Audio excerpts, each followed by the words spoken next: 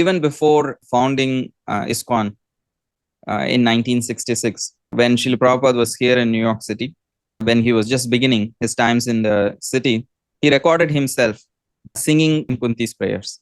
And also, these prayers are the only section of verses that Srila Prabhupada ever recorded from Srimad Bhagavatam. He had recorded bhajans and he had recorded many things, but this was the only section from Bhagavatam he had recorded. And when he was living alone in what was just an office building, the West 72nd Street in New York, because that's what was Ramamurti Mishra offered him during the winter of 1965 to 66, after he came from Buttle, Pennsylvania to New York City. So you can imagine these are very difficult days because he is here in the winter.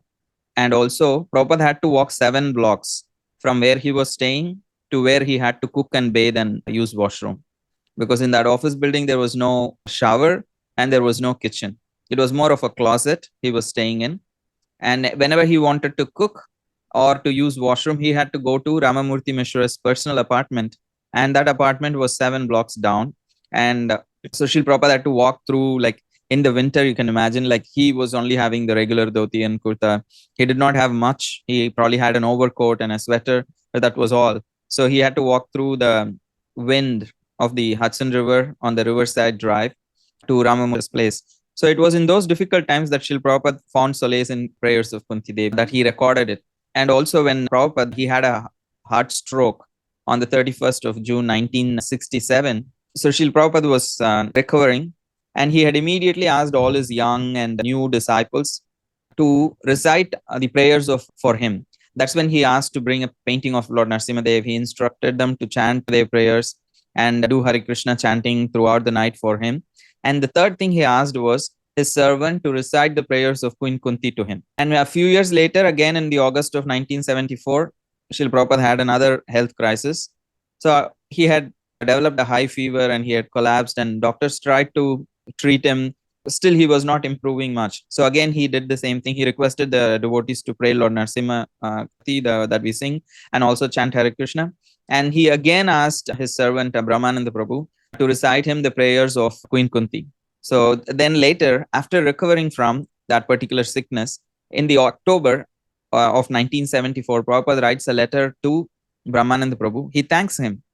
He says, it was but by your prayers, Krishna kindly saved me. He tells to Brahmananda Prabhu, I was ill and I was going, but it is just your prayers which has made me recover. So because you have prayed to Krishna, therefore I have recovered.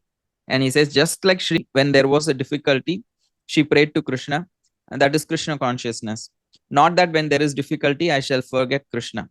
Whatever the material condition may be, we should just cling to Krishna's lotus feet. And this is what Prabhupada writes to Brahmananda Prabhu. So in this way, you can see how much Prabhupada was personally tuned with the mood of Kunti Devi and appreciated those prayers and took shelter of those prayers whenever he was in difficulty.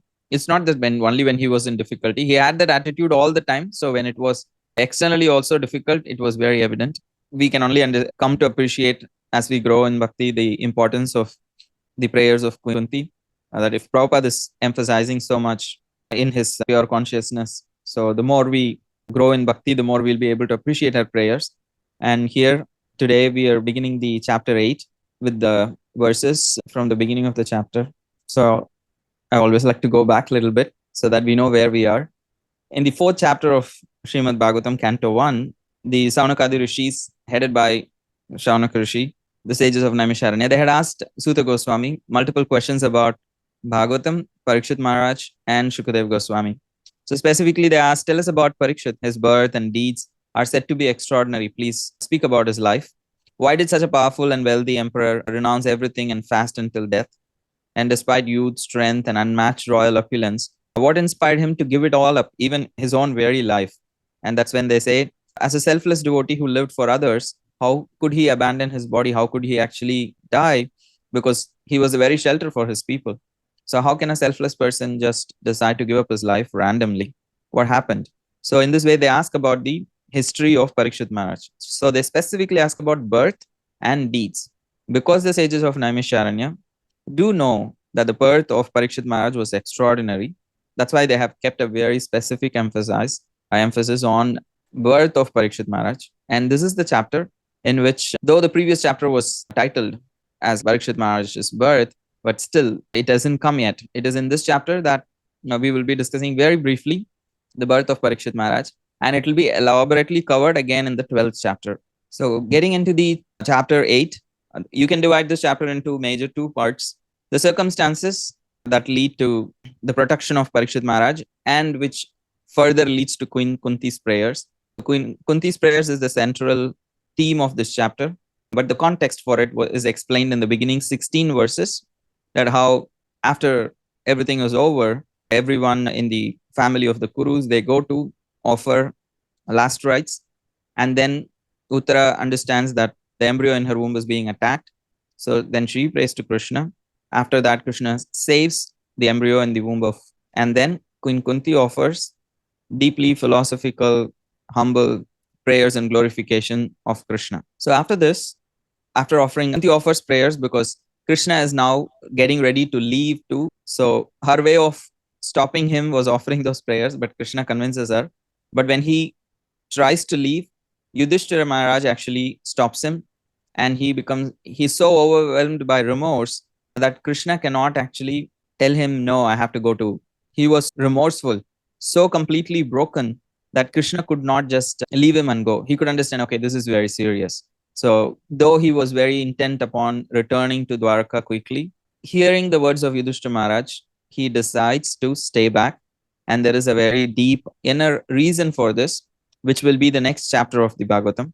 The mood of Yudhishthira Maharaj and the consciousness and the state of Yudhishthira Maharaj sets the stage for Bhishma Dev's instructions in the next chapter, and also glorifies Krishna as Bhaktavatsala in this chapter also, and in the coming chapter also very much. After this, we can see the verse flow of the chapter. There are total 52 verses. Keeping up with the tradition, I divided it into 4 sections. This chapter, it's very, very evident or very obvious to be divided into 4, but I usually cannot accommodate more than 4 nicely, so I always keep 4. But this chapter naturally is like a 4 division. And the first 7 verses speaks about the oblations to the deceased warriors and the people who got killed in both sides of the family, and they all go offer oblations. And then Yudhishthira performs 3 ashwamedha. Then Krishna decides, okay, now everything is returning to normal, so I can go back to Dwarka. So he readies to depart. Right at the moment when he was ready to depart, Uttara runs to Krishna asking for protection, because as Ashwatthama has released the Brahmas to kill the embryo in the womb of Uttara, and also the other Pandavas, 5 Pandavas. So then Krishna counteracts those Brahmastras and protects not just Parikshit and all the Pandavas. And after that, he is ready to leave. Then that's when Kunti becomes completely overwhelmed with gratitude and offers her heart through her prayers. And after that, as we saw, that Yudhishthira Maharaj from verses 44 to 52 expresses his inner turmoil and guilt and declines to become the king. After everything that went through, that they all went through and that has happened, finally, when everything is about to be okay, Yudhishthira Maharaj says, no, I cannot do this. So then Krishna understands how serious it is. So he will stay back. Kunti could not stop Krishna, but in this mood of remorse actually stops Krishna. Of course, there is an inner meaning, which we will see in the next chapter. So today, Krishna willing, we will at least complete the first 16 verses and conversational overview of Kunti Maharani's prayers with Krishna. And then the next week, we will go verse by verse and see Kunti Maharani's prayers. So let's see how far we get this week. So in the first 7 verses, as we discussed, now that Ashwatthama was punished and he was banished, and the 5 sons of Draupadi is also dead, not just all the warriors who were dead on the battlefield of Kurukshetra, but now there is additional 5 young kids who were killed. So you can imagine the amount of remorse in this family. Pretty much except the Pandavas and the elders and the ladies, everybody is killed, even including the 5 sons of Draupadi. So most of the people belonging to both the families, both the sides, are dead. And we can only imagine the amount of remorse, amount of grief that is filling the air. And keeping up with the tradition, all the Pandavas and the Draupadi and all the remaining Kurus, they all walk with the women leading the way to the Ganges, Ganga, in order to offer water for all the departed people. So they go, and if you read the original translations and the purports, Prabhupada also states how they were all standing in the water, like having lamented over all the people who have passed away and sufficiently offered Ganges water. They bathed in the Ganga, whose water is purified by the dust of the lotus feet of the Lord.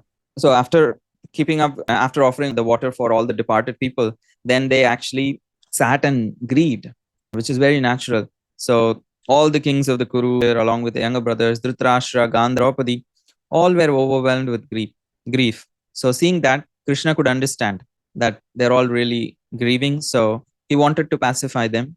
So along with the various rishis and sages who were also present to bless all the departed souls, Lord Krishna, along with all those sages, began to pacify all the family members of the Kurus, explaining how this is all part of the stringent laws of nature. And in this way, they speak philosophically to pacify everyone who is completely shocked and affected. So in this way, they are speaking to pacify the heart of everybody.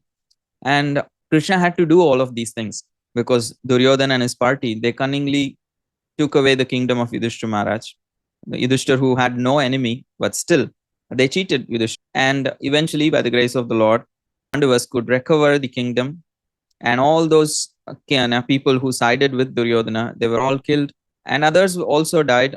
So in this way, because they also disrespected Draupadi by roughly handling her hair, and also because the hair was purified in the Ashwamedha sacrifice, and also, Rajasuya sacrifice, and also they tried to disrobe and disrespect Draupadi. So because of all these activities, all of them got killed, and eventually, by the grace of Krishna, the Pandavas have recovered the kingdom.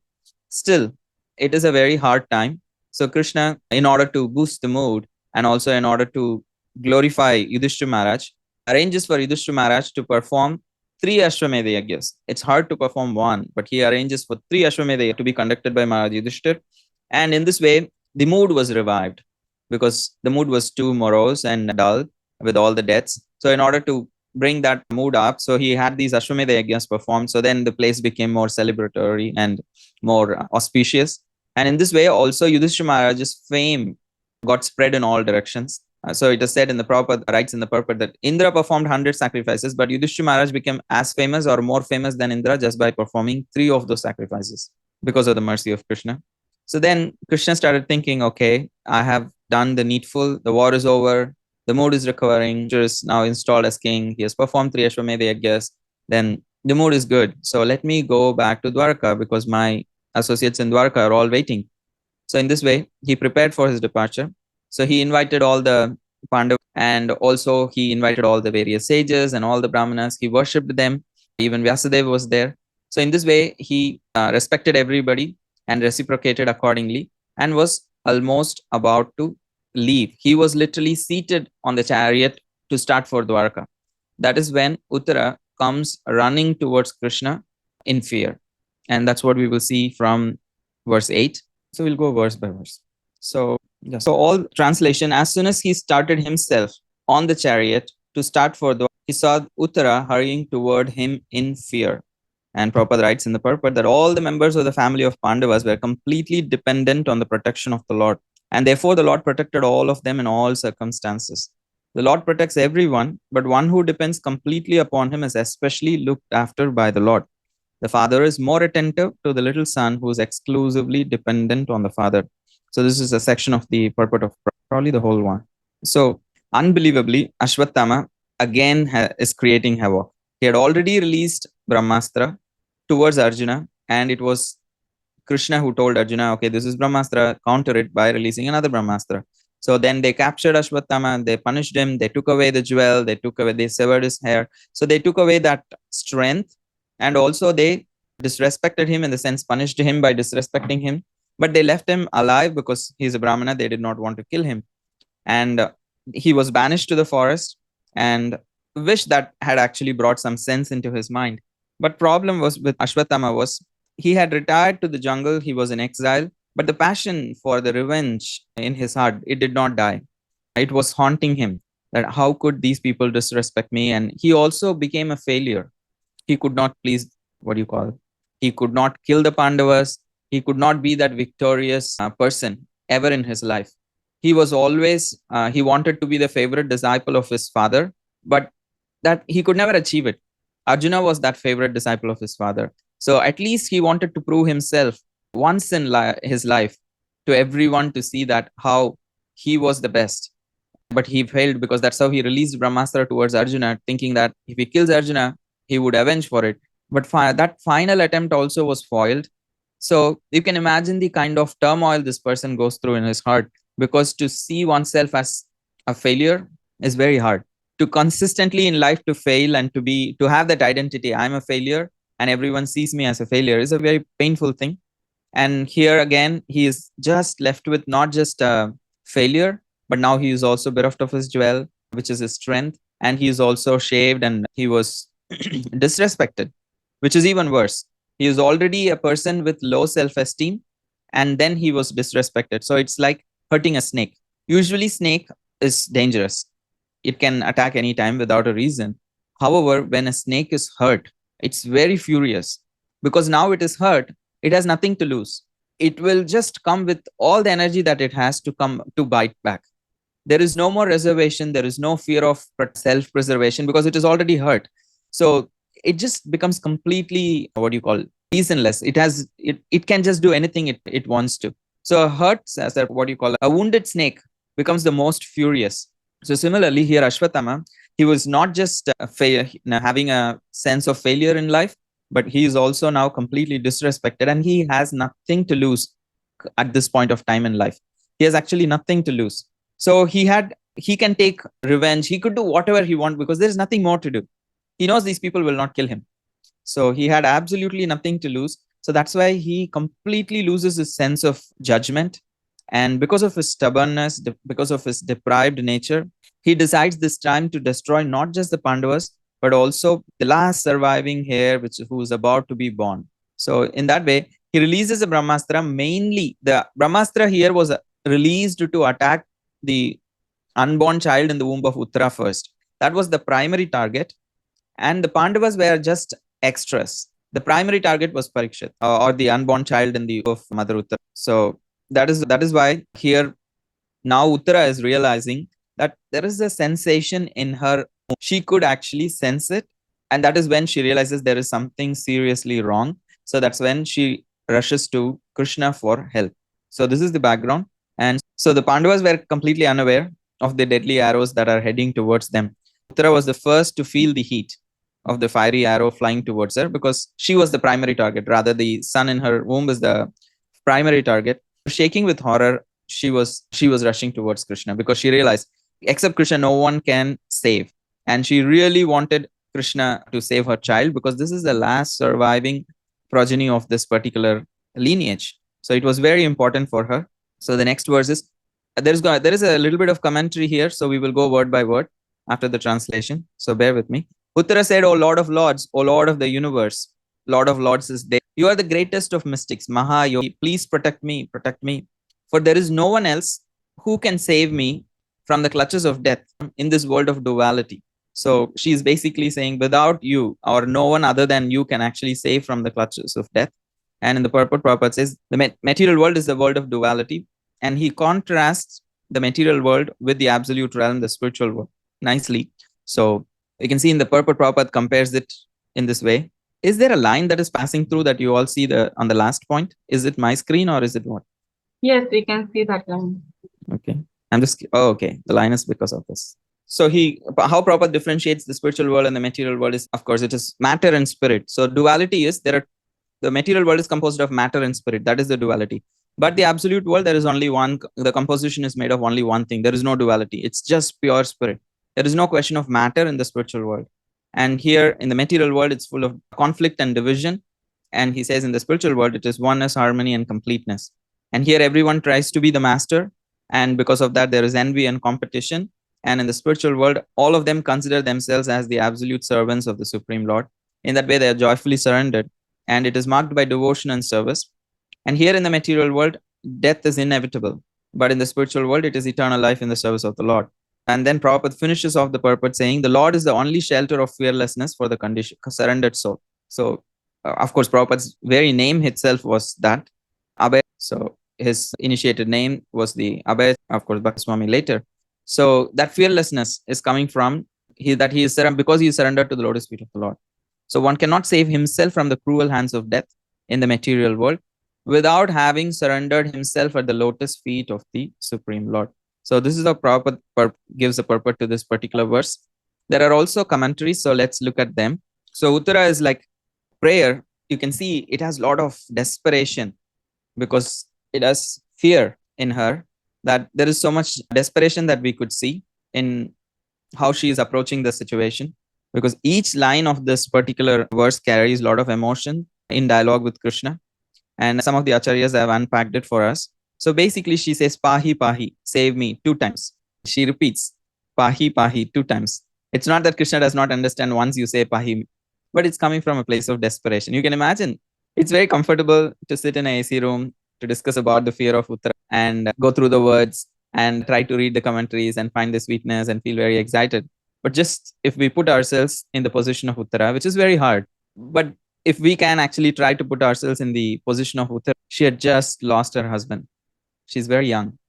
She had just lost her husband for a few days, and she could not bear the separation from Abhimanyu. She would have just left her body along with Abhimanyu.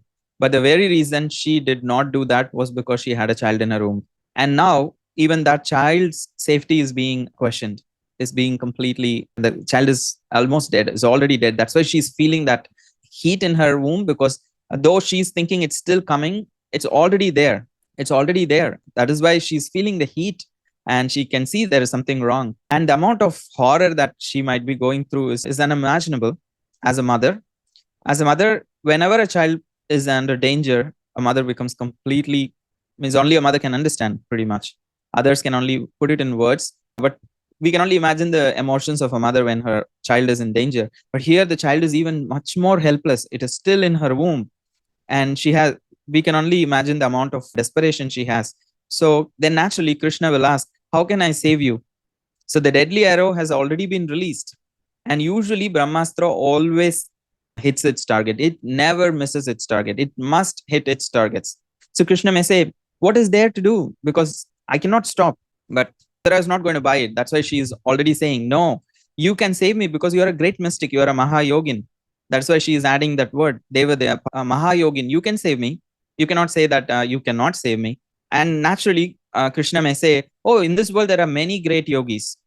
Example, Lord Shiva or Lord Brahma. These are great yogis. In fact, it is the arrow belongs to, it is called as Brahmastra. The arrow actually belongs to Brahmaji. It is his arrow that is flying towards you now. Why not seek their help? Why not actually pray to Lord Shiva or Lord Brahma? They are also great yogis. No, you are the Deva. You are the Lord of the demigods. So I don't need to actually turn to them, because I have someone like you who's even their lords. So even be it Lord Shiva or Lord Brahma, you are their Lord. And if you are here, why would I have to turn to them? And even they worship you and they approach you for protection when they are in trouble. Brahmaji comes to you to pray. When Lord Shiva is in trouble, he comes to you to pray. So why would I go to them? Because it is a very serious situation. It is my child. I want a guarantee that my child will be 100% protected for sure. I don't want to take a chance. And you are right here. Why would I go to someone who's not here? So why would I go to them? And naturally, Krishna might say, okay, you cannot go to Devas, the demigods, but here the king of the kingdom is here. Yudhishthira is the king of this whole place, and you can turn to him. So if you doubt the demigods, then why not seek Maharaj Yudhishthira's protection? He is now the king, and it is his actual duty to protect all the subjects. What to speak of his own grandson? So why are you not asking Yudhishthira Maharaj? He says, oh, he just rules over a small piece of land. What can he protect? He cannot protect himself. That's why he says Jagatpate. He may be the pati of this small tract of land, Hastinapur, the small Kuru's kingdom, but you are Jagatpate. You are the owner, you are the ruler of the whole world, whole universe. So we had the Ratya. So the Lord of the universe. So you are Jagatpate, you are the Lord of the universe. So you have the natural duty to protect. So why should I not turn to you for protection? But Uttara, but there is also Arjuna, your father-in-law. Not long ago in the battlefield, he protected so many times, so many people. And also he personally counteracted Ashwatthama's Brahmastra just before few days. So he's a great warrior. He's a great yogi. Even the demigods take help from him. He has even defeated Lord Shiva in a battle in the past. So I think Arjuna will be able to do that. He had done it in the past. But naturally, she's going to say, Uttara is saying, okay, oh, nobody is free from fear. He himself is not free from fear. How can he protect me? If he was so able, he could not protect his own son Abhimanyu in the battlefield from death. So how can I actually believe that Arjuna will protect his grandson now? He could not protect his son Abhimanyu. So I see no one in this world but you who can rescue me from the death's claw. Okay, I don't see anyone who could save me other than you. No Arjuna, no Lord Shiva, no Brahmaji can actually save this child. Basically, no one can actually protect from death. They can defend, but they cannot retrieve someone from death, or they cannot give guarantee for someone to not die. So that is why Prabhupada is also stressing in the purport that in the world of duality, everyone is envious of all others, and specifically, the nature of this world is death. Death is inevitable due to the dual existence of matter and spirit. But the Lord is the only shelter of fearlessness for the surrendered soul. That's what we saw in the purport that Prabhupada wrote, that Lord is the only shelter of fearlessness for the surrendered soul. And one cannot save himself from the cruel hands of death in the material world without having surrendered himself at the lotus feet of the Lord. So this is the call of Uttara. So she is assuming she's thinking everything quickly in her mind. So she's making her prayer very clear. There is no space for confusion or for space for Krishna to not protect her child. That's why her prayer is like watertight. So she has covered all the reasons there. And in the next verse, Abhid Mamisha, oh my Lord, you are all powerful. A fiery iron arrow is coming towards me fast. My Lord, let it burn me personally, if you so desire. But please, do not let it burn and abort my embryo. Please do me this favor, my Lord. So, a plea for personal protection addressed to Krishna, especially self-preservation, is not considered outside devotional service. In moments of emergency, praying to Krishna for personal protection does not deviate from the principle of Shunyam. But still, she being in that mood, it's not that I'm worried about my safety. So that's why she's clarifying that I'm not asking you to save me. So I may die, I don't care. But the child in the womb must survive. Otherwise, Krishna, you will be blamed because your friend's family is being destroyed right before your eyes, and you have the ability to save them. And if you won't save, then you will be blamed for that. That's why she is using the word Isha. Ishvara means one who can do anything. So naturally, you are the controller, you are the Isha, you have the ability to protect. And if you won't, and it is happening right in your presence before your eyes, if you won't do this, you will be blamed. So in this way, she turns to Krishna and offers humbly she is trying to prod Krishna to protect. You are almighty. You could do anything. If he says, no, I cannot protect, no, you can do anything. You are Isha. So my life is not so important to me, but my child's life is very important. He is the son and the grandson of great devotees. So please save him. And naturally, Krishna might ask, but how can I save a child who's in your womb? So the radiation of the Brahmastra has already burnt the baby's tender body to ashes. And you can feel that it is already dead. You can clearly sense it. So then how can you expect me to protect? Because the child is already dead. So that's why she is saying, you're Vibho, you're omniscient, omnipresent, that you are in my womb. You can bring him back to life with one glance. Because with your one glance, you actually activate whole material creation. So with your glance, if you want, you can actually look at the embryo and you can revive. And if he says, no, how can I look at the embryo? You are within my womb also. You are Vibho, you are omnipresent. You could easily revive it. But the laws of the world are such that no one can actually come back from death. Death is irreversible. So in this way, Krishna can rationalize. So that's why she's saying, no. For everybody else, that may be true. But you are Natha, you are the master of death itself. If you want, you could actually make death also listen to you. You are Natha, you are the master of death. So in this way, please protect the embryo in my womb. Because she is fervently praying in this way, how can Krishna not fulfill such a request? It's very natural. So that Krishna's heart will melt. And in the purport, Prabhupada writes, the mother of a child has a great responsibility in giving all protection to the child. And therefore, Uttara was not at all ashamed to express this frankly before Lord Krishna. She did not care. It was a moment of emergency. Though she is very fortunate. Uttara was the daughter of a great king. She was a wife of a great hero. She was a student of Arjuna. And later she was the mother of great Parikshit. And in this way, she was very fortunate in all respects. She had great connections and she had great culture and upbringing and devotion. So naturally, she is turning to Krishna at this important moment in her life. So the next verse is, so having patiently heard her words, Shri Krishna, who is always very affectionate to his devotees, Vatsalah, could at once understand that Ashwatthama, the son of Dronacharya, had thrown the Brahmastra to finish the last life in the Pandava family. that Krishna actually calmly listened to Uttara, because there is so much external storm, but nothing in this world can disturb the serenity of Krishna. But that does not mean he does not care. Just because he was patient does not mean he did not care for Uttara's situation. He is Bhakta. His heart was listening very intently, but it does not mean that he is also visibly disturbed by the externals. He patiently, calmly listened to Uttara, and he is always affectionate to his devotees. So he was ready to do anything for the sacrifice, anything for the devotee's sake, and help them. That's why here he's being called as Bhakta. So remembering this, that Krishna is the Bhakta Vatsala, that Prabhupada also writes that all the members of the family of the Pandavas were completely dependent on the protection of the Lord.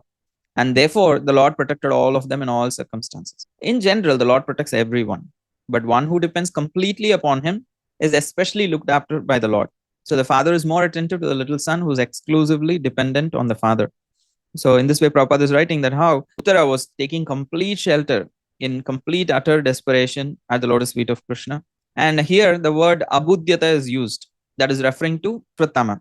That immediately Krishna understood that this is the doing of that foolish Pratama, because he has completely lost his mind and completely he has lost his sense. And he does not understand what is good, what is bad. He has completely lost his sense of discrimination due to anger. So Ashwatthama was not satisfied with slaughtering the 5 sons of the Pandavas, and he was not satisfied. His heart was burning. So he released a weapon to kill the last surviving heir of the lineage, and he didn't want to stop at that. He wanted to kill all the Pandavas also to make sure that there will be no more lineage. Because when the Pandavas are killed and the last surviving heir is killed, there will be no more lineage of the Pandavas. So that's how deep his vengeance was, that he wanted to completely erase any trace of the family of the Pandavas from the face of the earth. And that's how intense his vengeance was. And in the next verse, it is explained that how the foremost among the great thinkers, Shaunaka, seeing the glaring Brahmastra proceeding towards them, the Pandavas took up their 5 respective weapons. Oh, last time Arjuna prayed to Krishna and Krishna told him what to do. But in this time, they just immediately are taking up their respective weapons, because it's not that devotees do not defend themselves at all. They usually try to do their part, and they are also not careful not to bother the Lord with needless requests. At the same time, even when they actually try to protect themselves, they do it with an attitude of complete confidence in Krishna's protection. It's not that they are thinking they can protect themselves independent of Krishna's protection. So they are always considering that in their heart, they are always surrendered to Krishna. And with that surrendered attitude, sometimes they may defend themselves. But that does not mean they don't have faith in Krishna, nor do they act in a independent of Krishna's protection. So they are very confident in his protection.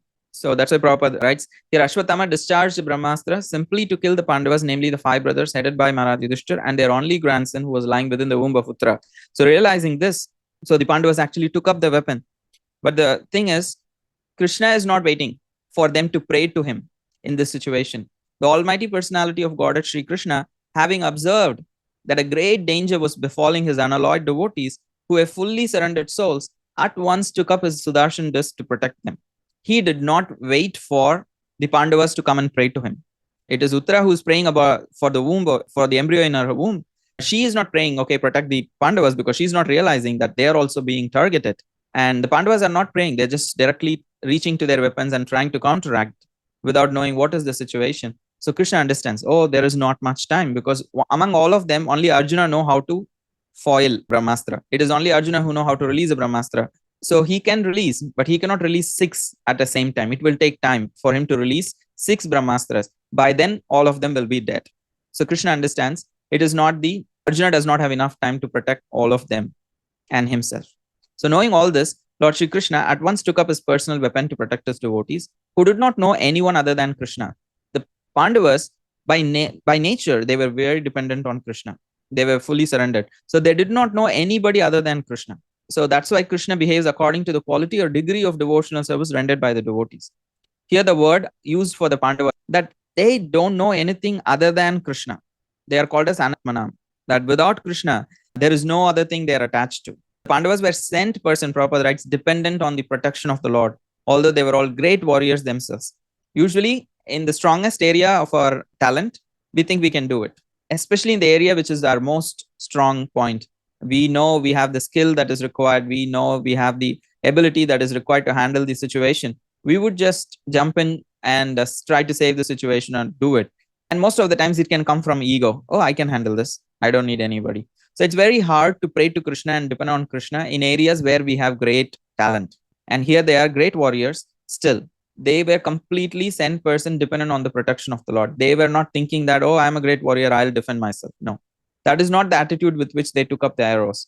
But the Lord, who actually, even great warriors, they get vanquished like this because Krishna does not protect them personally. They are up to their karma, at the grace of their karma. But for the Pandavas, Krishna takes personal interest. So that when the Lord saw that there was no time for the Pandavas to counteract the Brahmastra of Ashwatthama, he took up his weapon even at the risk of breaking his own vow. So Prabhupada says even the war is over technically, but still, assuming that Ashwatthama is still alive and he's the last commander in chief, so assuming somebody may blame him, oh, Ashwatthama was still alive, so the war was still going on. Why did you take up weapon? You're supposed to not to take any weapon. Krishna says, go to hell. I don't care. Here my devotees are in danger, so I don't care for all these vows. I will break that vow. So he immediately took his Sudarshana with his own weapon. He did not wait for another Brahmastra to counter this Brahmastra. He tried to counteract the Brahmastra with his own weapon. And there are a lot, but at least this section we need to complete so that there is a logical conclusion. We hardly got into the chapter. The Lord of the Supreme Mysticism, Shri Krishna, resides within everyone's heart as the Paramatma. As such, just to protect the progeny of the Kuru dynasty, he covered the embryo of Uttara by his personal energy. How did Krishna protect? He, with his Sudarshan disc, he actually handled all other Brahmastras which were directed towards the Pandavas. However, the Brahmastra which was directed towards Parikshit Maharaj had already taken effect and it had actually killed Parikshit. So he directly went inside the womb of, he could not send Sudarshan disc there into the womb of Uttara. So instead of sending the Sudarshan disc, he employed the Sudarshan disc to handle the 5 Brahmastras directed towards the Pandavas. But for the embryo inside Uttara's womb, he personally went. He personally expanded himself and he covered the embryo of Uttara by his personal energy. So with his own internal energy, he covered and he gave life to the dead embryo. So the Lord of Supreme Mysticism can simultaneously reside within everyone's heart or even within the atoms by his Paramatma feature, his plenary portion. So what is a big deal? Therefore, from within the body of Uttara, he covered the embryo to save Maharaj Parikshit. So it was not hard for him to enter into the womb. And he protected the progeny of Maharaj Kuru, of whom King Pandu was also a descendant. So here, Parikshit is being called as Kuru. That's what Prabhupada is explaining why he is Kuru. The glory of Bhrihu's family, although the supreme Brahmastra weapon released by Ashwatthama was irresistible and without check or counteraction, it was neutralized and foiled when confronted by the strength of Vishnu, because the Sudarshan disc is the personal disc of the Supreme Lord, and the Brahmastra is much more weak compared to the Sudarshan disc. So it was not a big surprise that the Sudarshan disc could counteract Brahmastra. So the weapon that was released by Ashwatthama was neutralized and foiled by Lord Krishna by his own energy. That is to say, he did not wait for any other's help because he is absolute. And so the first condition, why did the Supreme Lord protect Pandavas, was discussed in the previous purport, that the first precondition to gain the Lord's protection is that they were fully dependent on the Supreme Lord. So those who already know that the soul is separate from the body, to be like, basically the Pandavas had so much faith in Krishna, and that is the reason, that was the first precondition to gain the Lord's protection. So that is why the Supreme Lord personally used his Sudarshan to protect. So the Lord will protect us if we do not turn to anyone else. If we place our trust in him, he will be there for us in all situations.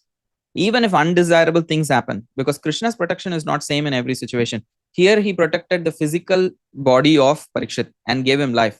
But in the battlefield of Kurukshetra, Abhimanyu was not protected that way. Abhimanyu's death was not stopped. His physical death was not averted by Krishna, even though he was personally present in the battlefield. So still, Uttara had the faith. Whatever argument she had for Arjuna, that Arjuna did not protect my husband, so why will he be able to protect my son? The same argument could apply for Krishna also.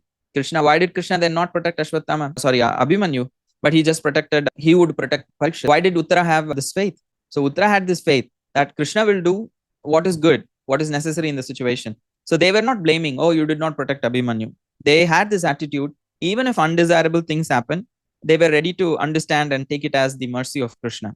But in this case, she really wanted her son to be protected, because it's not just about her. It's also her son, and also more than that, the future kingdom was dependent on him. So that is why she was directly having a clear thing. I know, Krishna, whatever you desire will happen. Still, I want you to protect my son. So it was a very clear ask in this kind of an emergency situation.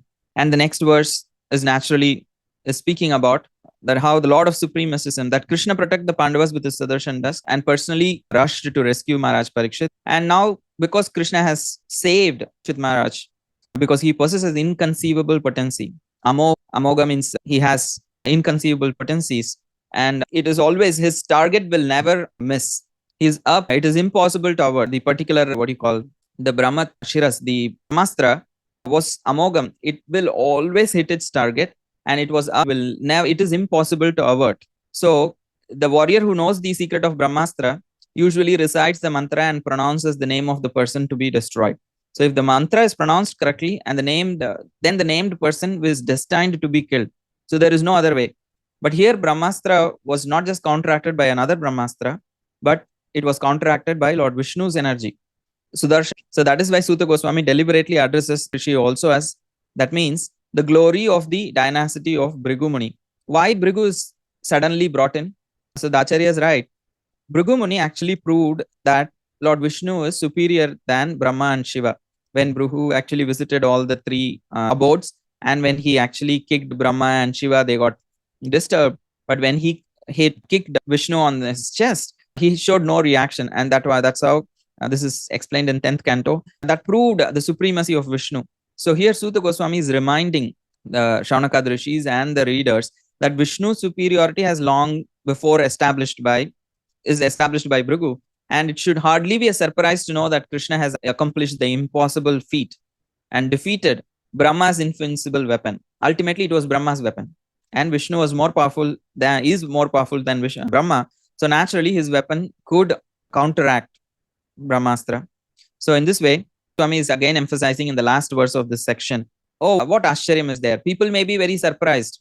Brahmanas do not think, those sages do not think that this to be especially wonderful in the activities of mysterious and infallible personality of Godhead. By his own transcendental energy, he creates, maintains, and annihilates all material things, although he himself is unborn. So don't think this thing is a very great thing. It's such a miraculous thing. No, he's Sarva Ashcharyamaya Achyute. This Lord never falls Achyut, and he has all kinds of wonderful things within him.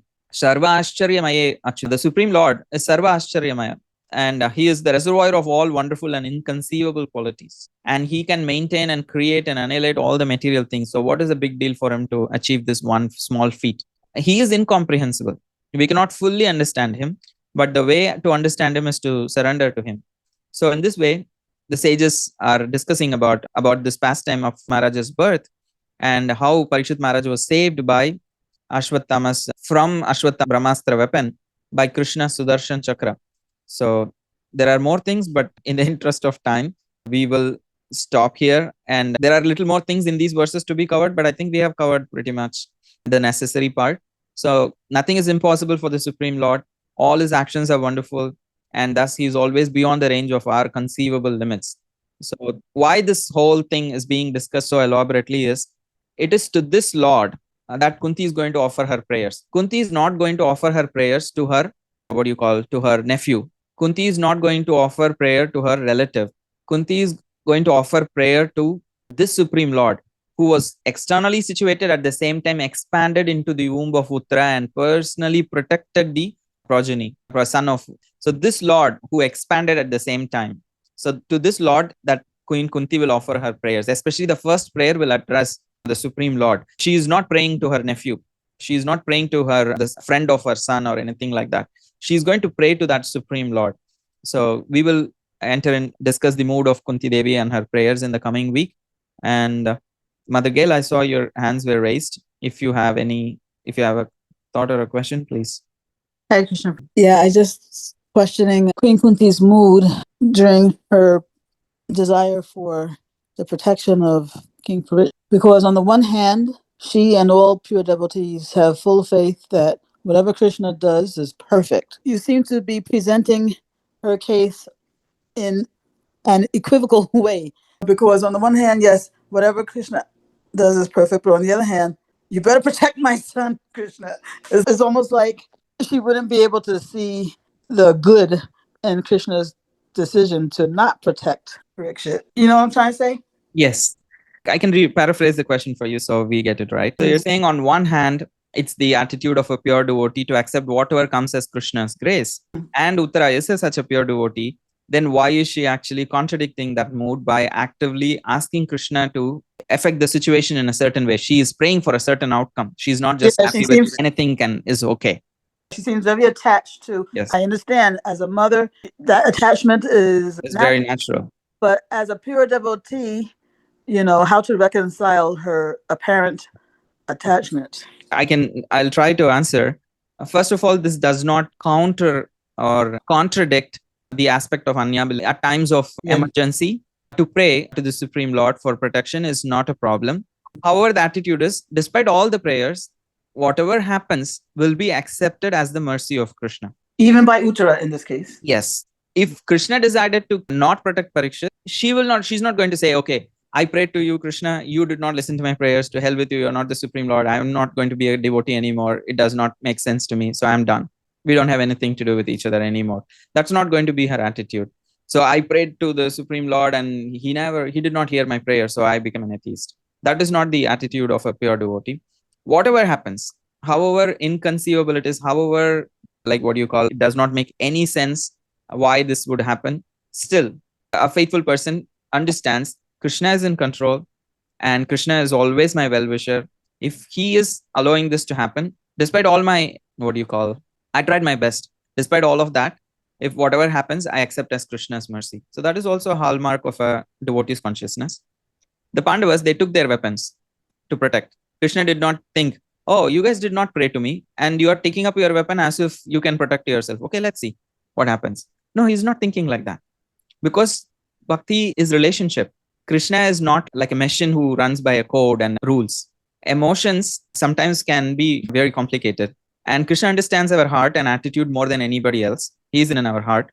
And at times of need, if we pray, even Prabhupada said, offer these prayers. If he so desires, ask Krishna to protect me. So he told all his disciples, pray for me. Whole night Sankirtan, Narsingadev prayers, and do all of these things. This is Krishna. In the first time, it was a very clear prayer. Our spiritual master has not completed his. So if you so please or desire, let our spiritual master cure him. So this was the prayer. Prabhupada had a clear desire that I have not finished the mission. I want to finish the mission. So it sounds contradictory, but in a relationship, it is not a problem to have expectations. At the end of the day, if whatever Krishna, allows, a devotee is happy with that. Yeah, in the cases that you just brought up, one is that, like in Udra's case, it was an emergency situation, so that doesn't count as a shita. But in the case of somehow, I don't know, is that under the category of emergency situation also? Or yeah, their life is also at stake. They are being attacked. It's nothing, say for example, if a devotee gets terminal disease, it becomes diagnosed. Even in the case of Kadam, we saw that. He got diagnosed before a few years, also terminal cancer. So that time he took a treatment. He actually got better. He recovered. He continued to do his service. And when the second time it rebounded and it was the last stage, he realized, oh no, I don't need to go through all kinds of treatments to, at this stage, protect me. So it is Krishna's desire. So it's anyway going to happen. So I don't want to, when I know it's not going, I cannot stop this. Let me just surrender to the will of the Lord and wind up. Okay, Prabhu, how is it different, the Pandavas taking up their weapons from, and that apparent reliance on themselves, let's say, right, and their abilities? But Krishna rescued them. So how is that different from when Draupadi was trying to hold on to her sari? See, the Draupadi episode, there are so many folk tales. People have given too many commentaries. We see what is there in Mahabharata. I hear that he did not come immediately because she was holding on to her sari. She was asking everybody else. So it's all different commentaries. I have not really read any authentic commentary which gives all those insights. It's more of a folklore. And in that situation also, it was an emergency situation to protect one's chastity for a woman. It's absolutely, she deserves, it's her right to do that at any cost, even by killing the people. So she could have gone to any extent to protect her chastity. There was nothing wrong in that. So in that situation also, eventually Krishna did protect. But Krishna who protected her. But yeah, I was referring to what you're calling the folklore. Yeah. Because they said that. I know how to get out of complicated questions if I don't know the answer. I know where it's going, so I know I will give you a disclaimer. Oh, you escaped on that one. Okay. So, in general, that's what Prabhupada in that purport also writes. A devotee does not mean they cannot defend themselves. Also, this attitude is there. A devotee does not want to trouble the Lord all the time.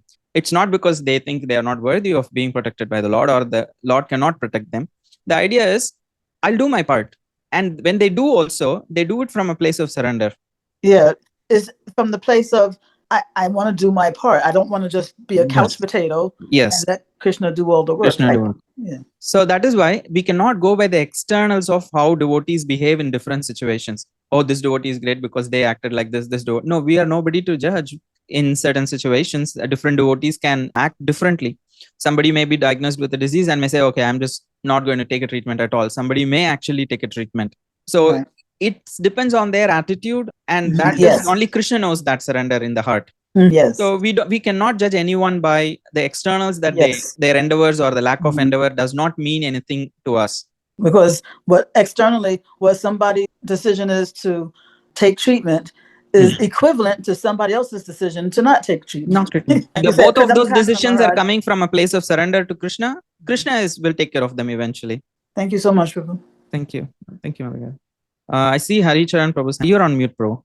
Thank you so much, Prabhu, for all the wonderful explanation. Thank you very much. Actually, I thought of asking, so the Parikshit Maharaj was initially killed and then rescued. I want to understand a little bit there. Yes, multiple places. You will again. It will come elaborately in the 12th chapter. So Okay. he was killed and he was Okay. revived. He was given life. Okay, got it. Thank you. Just Okay, that, Prabhu. Prabhu. Thank you, Hare Krishna. Prabhu. So there is this story from the Mahabharata also that how Krishna once describes to that what did Ashwatthama do when he came to Dwarka. Actually visited Dwarka, and everybody was like respectful to him because he's the son of. So he was very respected and he was received properly. And Krishna knew what is the heart of Tama. So he was not saying anything. So he was being facilitated, and Krishna let it happen. And then one day they were sitting, Ashwatthama being very nice. And one day they both went around, and in a moment of very friendly time, so he says to Krishna, he told him, my father actually gave me Brahmastra. It's even worshipped by gods and great demigods and the heavenly kingdom people. I could actually give that to you, Krishna, in exchange for your Sudarshan disc. If you would like to have that Brahmastra, I'll give you the Brahmastra my father has given. That's a very great thing. I can actually in exchange take. And Krishna answered with a smile, like he was saying, okay, why only the disc? I can give you the Shava, I can give you the Kaumodaki, the mace, Gada. I can give all of that. I'm ready to give whatever you want, provided it actually can benefit you. So I do not need anything in return from you. Actually, you don't need to exchange. You can just have the Sudarshan disc. And in that way, he puts the Sudarshan disc and tells Ashwatthama, you can just actually pick up the Sudarshan disc. I don't mind. You don't need to give the Brahmastra to me. And Ashwatthama is like, wow, this is like a steal. I came here for a exchange and I'm here getting it for free. So he jumped in happiness and tried to pick up the Sudarshan disc. He tried with his right hand, left hand, both hands. For a while, he struggled and realized, oh, this is not possible for me. So eventually he becomes irritated and he gives up. And that's when Krishna asks him, can I ask you a question? He says, Arjuna actually defeated Lord Shiva in a battle, actually. And he's very much my very dear friend, who I am willing to give anything. If he asks, I'll give up anything for him. Still, he never asked me for the disc. Neither my son Pradyumna, he never made such a request to have my disc. Nor even my brother Balram ever thought of asking for the disc. No Vrishni, none of the Yadavas, nobody actually ever. If they asked, I would easily give it. But none of them actually asked for it. So why do you actually had this desire? Why did you actually ask? Ashwatthama actually, that's when he confesses, he says, actually no other weapon can compare with your disc. There is no weapon which could actually match with your disc. And that's why the whole world is fearful of your Sudarshan disc and is in awe of you. So I thought I'll please you and then I can have your disc and then I can use this disc and kill you so that I can please my master Duryodhana. Because I could not even actually lift this disc, I could not kill you. So now that he told that thing, so he had no business staying there. So he immediately left Dwarka. And Krishna actually explains this, that this was the attitude of Ashwatthama. So he explains this to Maharaj. So in this way, we can see that there are two queens that we will be discussing, that we will see Queen Kunti, but there is also Queen Gandhari. in the same Mahabharata, in the same family. They both had difficult circumstances. One side, Gandhari lost her sons. Here, Queen Kunti also lost Karna and lost her grandson, great grandsons, all kinds of loss she also personally experienced. She went through so much in her life. However, how Queen Kunti reciprocated or reacted to those situations and how Gandhari did was completely opposite. And they both are great in their own. Gandhari is also considered as one of the most chaste ladies. But still, being a devotee is much more of a higher status that Queen Kunti gains because of her faith towards Krishna. So in the next week, we can see what sets Queen Kunti apart from even someone as great as Hari. Her attitude and her prayers to Krishna. Actually, Bhaktivedanta Maharaj has recently released a book called Healing Prayers, specifically on the prayers based on Queen Kunti's prayers. It's a very good book. I've been reading a little bit, not because I thought I had no idea that we are going to discuss that, but now I'm realizing I was just reading and then this chapter also came by. The book actually focuses on a lot more the aspect of prayer, Vandan, and how much prayers are important in a devotee's life. It's a very good read, very philosophical, at the same time very practical. It's a good read if anybody is interested. And a lot that I shared today is also from that book. He has collected all the different commentaries and he has put it in one place. So I did refer to that. And that's how I could speak so long just in these otherwise simple looking verses. I would have breezed through this section to speak about Mother Kunti. But he especially mentioned that understanding this section can actually give appreciation for the prayers that Mother Kunti is going to make in the coming section. So thank you all because of your kind attention